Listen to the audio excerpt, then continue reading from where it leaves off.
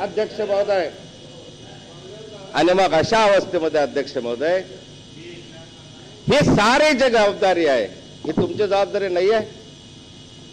आम्हाला माहिती नाही? आम्हाला सांगत होते भाषणामध्ये की त्या गुजरात राज्यामधलं काय झालं हे आम्हाला माहित नसतं, आमचं काय झालं ते त्याला माहित नसतं. ठीक आहे, आता केंद्र सरकारने घेतलं की फेडरल एजन्सी असावी, एकमेकांच्या माहितीची देवाणघेवाण करावी, पण मग आपलं इंटेलिजन्स काय करत होतं या ठिकाणी?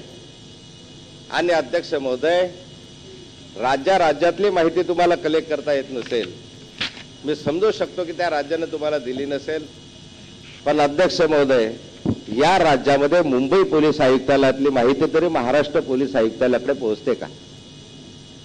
मुंबई कमिशनर मधली माहिती डीजीपी मुंबईकडे तरी मिळाली आहे का?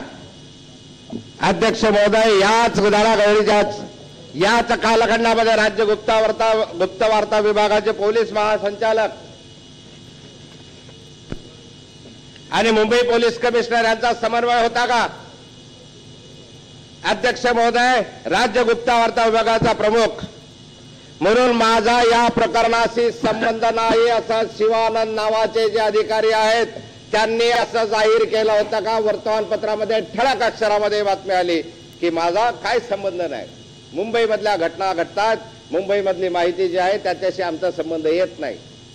या राज्याचा जो गुप्त वार्ता विभागाचा प्रमुख आहे माननीय शिवानंद, त्याचं स्टेटमेंट आहे वर्तमानपत्रामध्ये. अरे तुम्ही एकमेकांना माहिती देत नाही, एकमेकांमध्ये जर तुमचा समन्वय नसेल तर मुंबईमध्ये येणारा दहशतवादी जर तिथल्या तिथे 100 मीटरवर असलेल्या डीजी कार्यालयापर्यंत माहिती देत नसेल अध्यक्ष महोदय, तर या ठिकाणी अशा स्वरूपाचं शिवानंद यांनी वक्तव्य करणं संयुक्तिक आहे काय?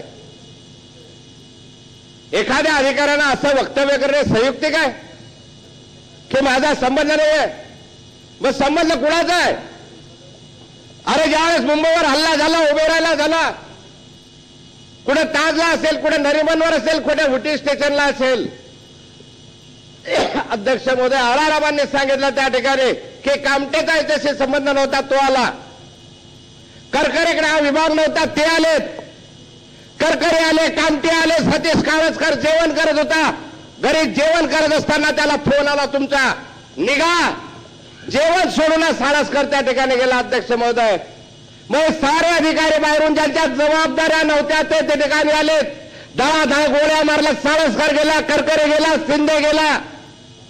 अध्यक्ष महोदय, धडाधड गेलेत. वरिष्ठ अधिकारी आहे का त्या ठिकाणी? काय करत होतात तुम्ही?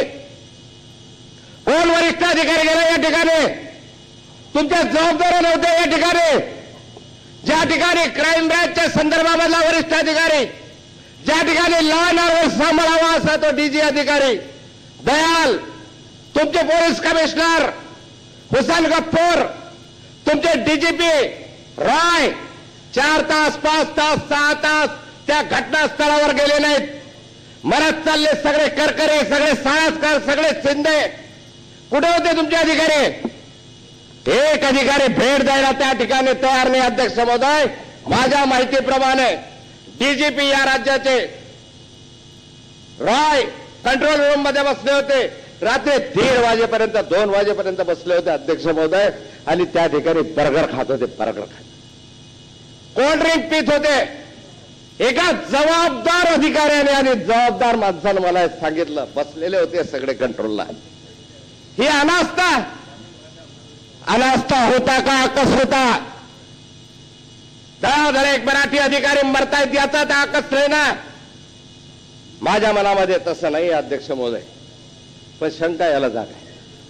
समाजाच्या मनामधले प्रश्न मी तुम्हाला विचारतोय. हा माझा प्रश्न नाही आहे, या तमाम महाराष्ट्रामधल्या नागरिकांचा प्रश्न आहे की 18 अधिकारी या ठिकाणी गेले, त्याच्यामध्ये एक वर्मा, एक शर्मा, एक कर्मा का आला नाही? का मेला माझा मराठी माणूस त्या ठिकाणी? या ठिकाणी गेले 7 दौडले वीर मराठे 7. अरे जे असेल नसेल त्या ठिकाणी छाती निधने छाती घेऊन तो माणूस गेला. मी असं म्हणणार नाही की तुम्ही कर्तव्यात त्या संदर्भात कसूर केली. माझ्या मनामध्ये महाराष्ट्रीयन नॉन महाराष्ट्रीयन नाही आहे. पण समाज मनामधला जो प्रश्न या राज्यामध्ये उपस्थित केला जातोय तो तुम्हाला विचारतोय, अरे या ठिकाणी सेनापतीनं पुढे व्हायला पाहिजे होतं, का नाही आलेत? कमिशनर येणार नाही, डीजी येणार नाही, कुणी येणार नाही, क्राईम ब्रँचचे लॉ अँड ऑर्डरचे येणार नाही. प्रसाद साहेब, हे मुंबई कुणाच्या बापाची नाही असे म्हणणारे तुम्ही कुठं होता? कुठं होतात नाही यावेळेस?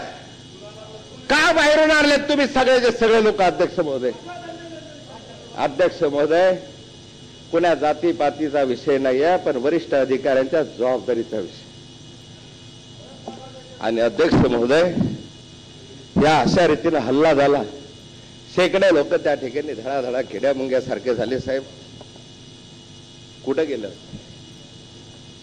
ज्यावेळेस हा निर्णय घेतला साहेब, मला माहिती आहे आम्ही होतो, मला सांगावं मंत्री महोदय, या सभागृहामध्ये आम्हाला सांगावं तुम्ही की एनएसजी कमांडो आणण्याचा निर्णय कोणी घेतला? अध्यक्ष महोदय, तुमच्या डीजीपीने घेतला नाही. ताबडतोब निर्णय घेण्याची आवश्यकता होते. मी जबाबदारीने सांगतो या ठिकाणी अध्यक्ष महोदय, यांच्या डीजीपीने नाराजी व्यक्त केली होती एनएसजीला मागवलं तेव्हा, आणि सांगितलं होतं की आमच्या पोलिसांनी सकाळपर्यंत ऑपरेशन पूर्ण केलं. हे डीजीपी बोलले तर हा निर्णय मंत्रालयामध्ये झाला. माननीय मुख्यमंत्री तिथे नव्हते, माननीय मुख्यमंत्री बाहेर होते. त्यांच्याशी संमती घेऊन या निर्णयाला दिली हिरवी झेंडी, आणि मग दिल्लीला कळवलं अध्यक्ष महोदय की एनएसजी पाठवा. दुर्दैवाने एनएसजी लेट आली ती थेट आली, विमानतळावर आली. माननीय शिवाजीराव पाटील साहेब, आपले शिवराज पाटील साहेब त्या विमानामध्ये येणार होते. असं म्हणतात की त्यांनाही तिथे यायला 1 तास लेट झाला, म्हणून ते विमान 1 तास लेट झालं, पण ते सोडा विषय. पण अध्यक्ष महोदय, सुरक्षितेच्या दृष्टिकोनातून एनएसजी आणल्यानंतर या ठिकाणी अध्यक्ष महोदय जवळपास दीड तास ते विमानतळावर बसून त्यांना आणता आलं नाही. अध्यक्ष महोदय, या ठिकाणी कुलाब्याला, अध्यक्ष महोदय, कुलाब्याला त्या ठिकाणी जर पाहिलं तुम्ही तर कुलाबा जवळ आहे, आणि कुलाब्याच्या संदर्भामध्ये अध्यक्ष महोदय आपल्यालाही माहिती आहे की कुलाब्याला अगदी INS कुंजालेचे हेलिकॉप्टर तिथे रेडी आहे, आणि ते नेहमीच दक्ष असतात. INSचे जे कुंजालीला आहेत कुलाब्यामधल्या स्थानावर ते नेहमीच तिथे हेलिकॉप्टर असतात, आणि त्या एका हेलिकॉप्टरची क्षमता 40 लोक वाहून नेण्याची आहे. अध्यक्ष महोदय, धडाधड गोळ्या उडवल्या जातात, माणसं मारले जातात. त्या ठिकाणी दिल्लीमध्ये विमान शोधण्यासाठी वेळ जातो, आणि इथे त्यांना बसण्यासाठी गाडी नेऊन बसलं जातं. कोणती गाडी हायर करता आली असती, कोणतंही विमान हायर करता आलं असतं, कोणती हेलिकॉप्टर नेता आलं असतं. अगदी या कुंजालीचं विमान, आपलं हेलिकॉप्टर 40 जणांचं जे रात्री उडू शकतं, हे तुम्हाला मागवता आलं असतं आणि एनएसजी साठी पाठवता आलं असतं. तातडीला 15 मिनिटात उतरले असते आणि 15 तरी लोकांचे जीव वाचले असते. पण का घडलं नाही?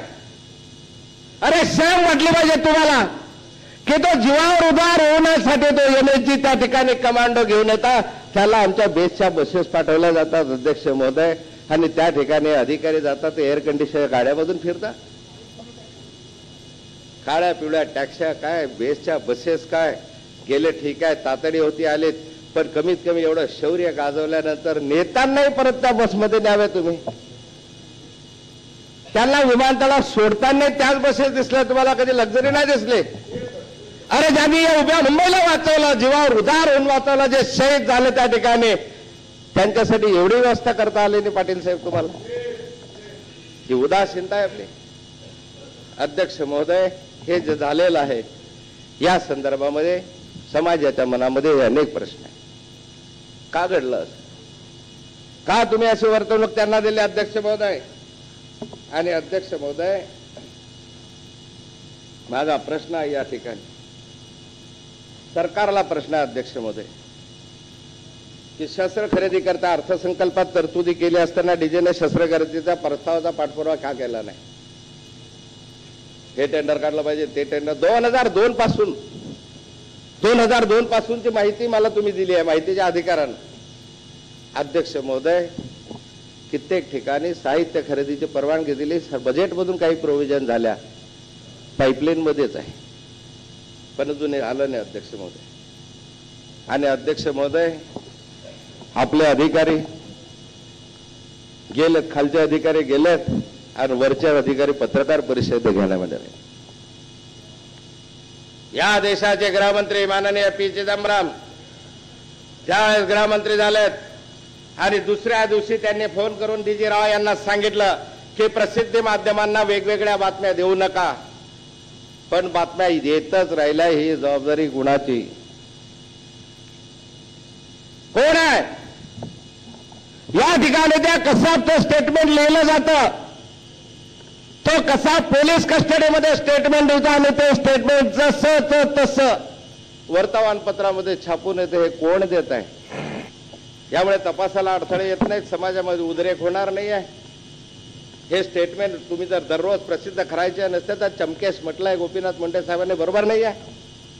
आणि मग अध्यक्ष महोदय, आता आमचे डीजी तिथे जाऊ शकले नाहीत, त्या स्पॉटवर 6 तास गेले नाहीत. आणि आता महाराष्ट्र टाइम्स असो, लोकसत्ता असो, टाइम्स ऑफ इंडिया असो, मोठ्या मोठ्या वृत्तपत्रामध्ये एवढ्या मोठ्या बातम्या देता. कसं दुःख झालं मला. लेख लिहिता, लेख, तुमचे लेख आपले मी वाचलेत. तुम्ही आताच सद्भावना व्यक्त करतात. अरे शरम करा, ताबडतोब उठून तिथं जायला पाहिजे होता. यांची जबाबदारी नसताना ज्यांनी बंदुका हातात घेऊन अतिरेकांच्या समोर केला, तुम्ही त्या ठिकाणी बसल्याबरोबर 100 मीटरवर जाऊ शकला नाहीत. पण असताना अध्यक्ष महोदय, या संदर्भामध्ये ह्या जबाबदाऱ्या ज्या टाळलेल्या त्यांची चौकशी झाली पाहिजेत. मी समजतो की या महाराष्ट्राचे दुश्मन आहेत. तुम्ही या ठिकाणी राहिला, महाराष्ट्राचा कलंक आहे की या ठिकाणी तुम्ही जबाबदाऱ्या पार पाडल्या नाही. मार्गदर्शन करायला रस्त्यावर उभे राहिले असते, तो करकरे आला, हेल्मेट घालतो, बुलेट प्रूफ जॅकेट घेतो आणि धडाधड जातो, तसे तुम्ही टीव्हीवर दिले असते, तुम्ही आनंदाने कौतुक केलं असतं.